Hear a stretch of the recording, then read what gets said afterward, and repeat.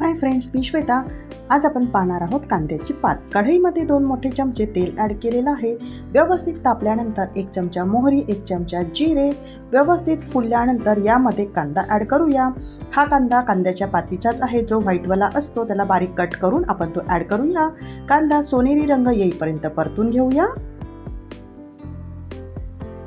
त्यानंतर आपण याच्यामध्ये ॲड करूया 1 वाटण। हे आहे 3 हिरवी मिरची, कोथिंबीर, आलं आणि लसूण। याच्यामध्ये आपण तिखट वापरणार नाही, त्यामुळे हिरवी मिरची जी आहे आपल्या तिखट आवडीनुसार कमी जास्ती करू शकतो। हे वाटण सुद्धा मिनिटभर आपल्याला तेलामध्ये परतून घ्यायचं आहे।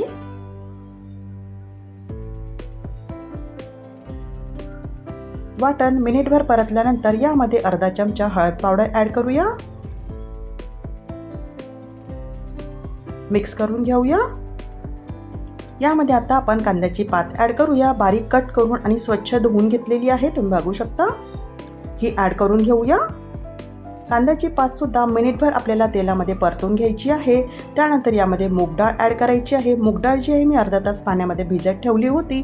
जर अर्धा तास तुमच्याकडे नसेल तर 10 मिनिटांसाठी तुम्ही गरम पाण्यामध्ये मुगाची डाळ भिजत टाकून ठेवू शकता। मिनिटभर परतल्यानंतर यामध्ये मुगाची डाळ ॲड करायची आहे।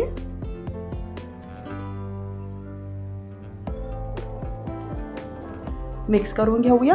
तुम्हाला जर ही भाजी ओलसर हवी असेल तर तुम्ही पाणी थोडं जास्ती ॲड करा, पण ही भाजी शिजण्यासाठी अगदी अर्धी वाटी पाणी मी ॲड केलं होतं।